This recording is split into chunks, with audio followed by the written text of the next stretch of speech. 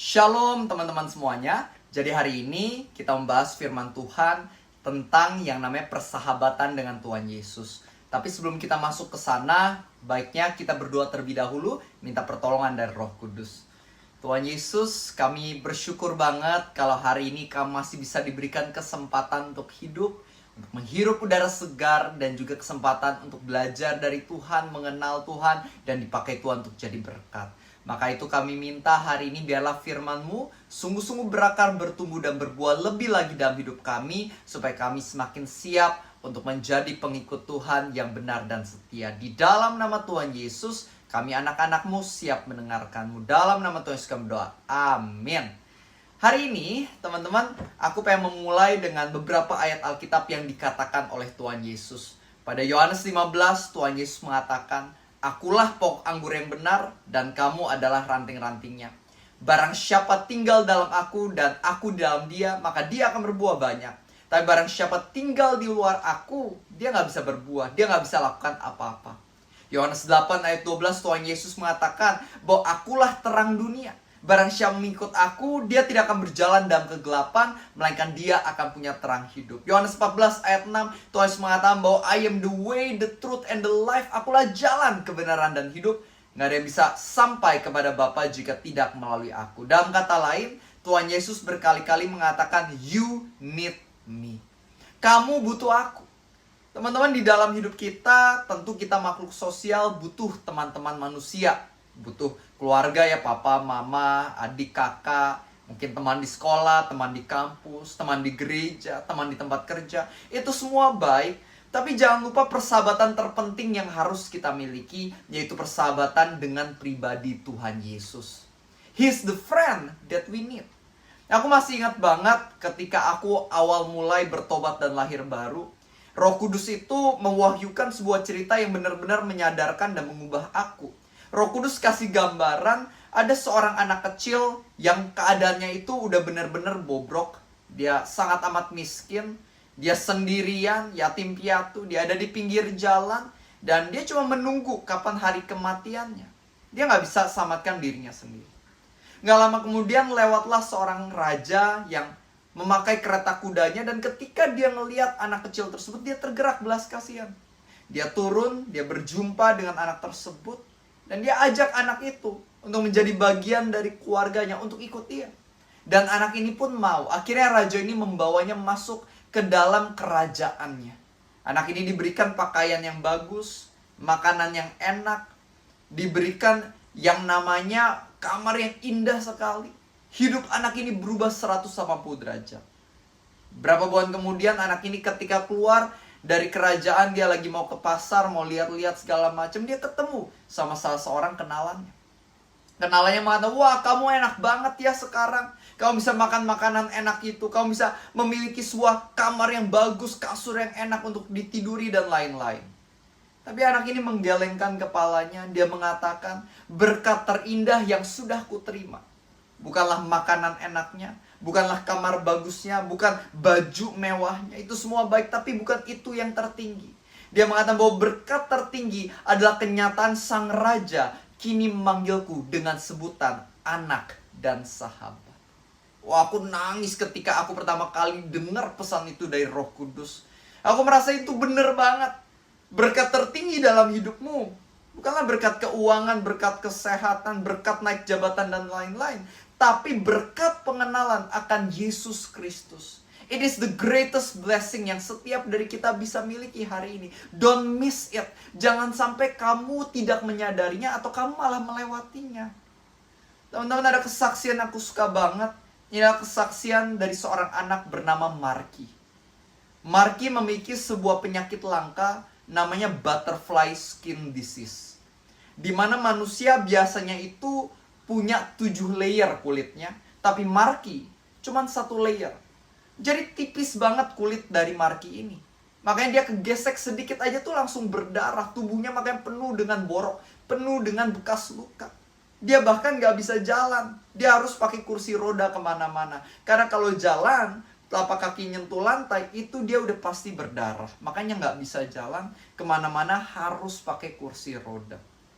Penuh penderitaan dari Marky kecil.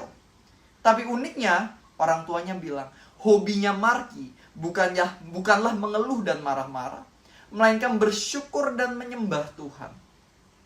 Seorang pewawancara bertanya, Marky, kok bisa sih di tengah keadaanmu yang mungkin gak mudah seperti ini, tapi kamu bisa terus bersyukur dan menyembah Tuhan, apa rahasianya? Dan jawaban dari Marky, dia mengatakan, aku tahu bahwa penderitaan di atas bumi ini cuma sementara. Akan ada waktunya umurku habis di atas bumi ini.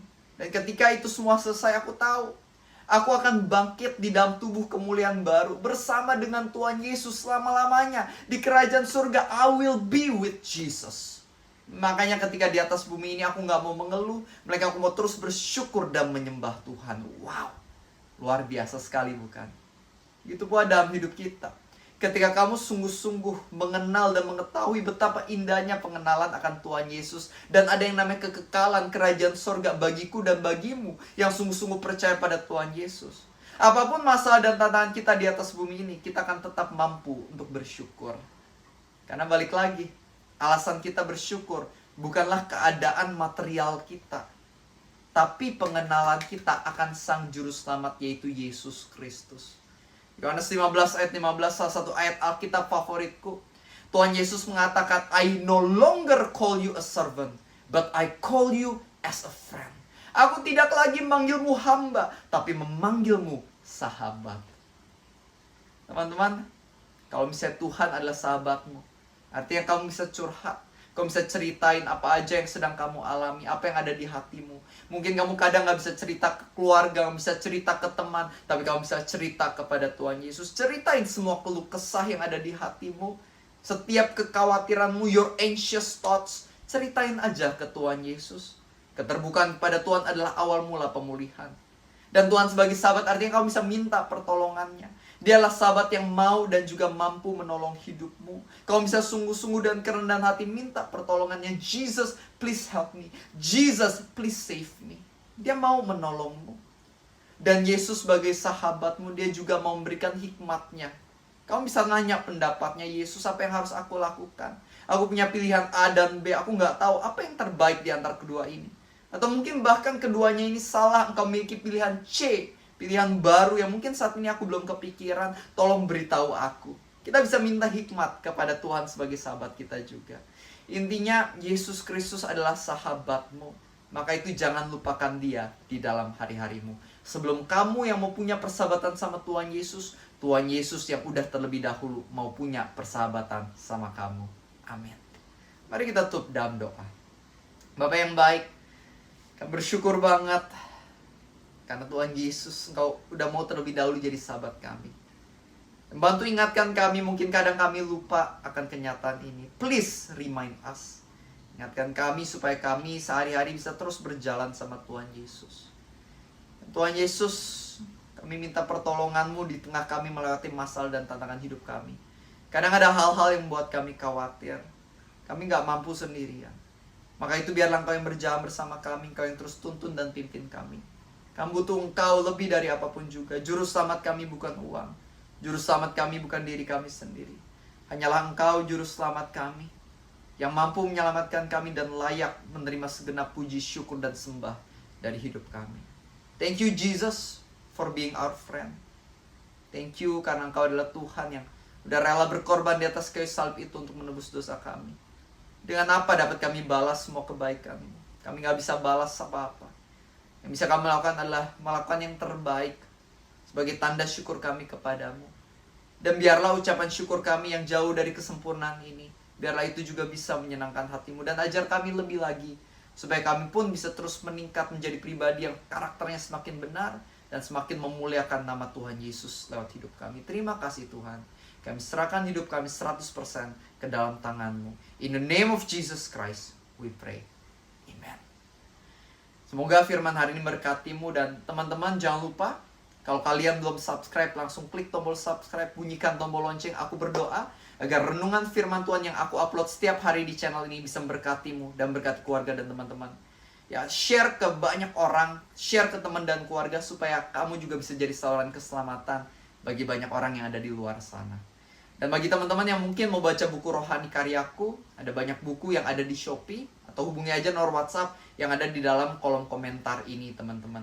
Aku ada buku Bersama Tuhan Dalam Badai, Keintiman dengan Tuhan, dan buku-buku lainnya yang pasti bisa jadi blessing buat kamu juga. Oke, sampai jumpa di dalam video yang selanjutnya. Maju terus and God is with you always.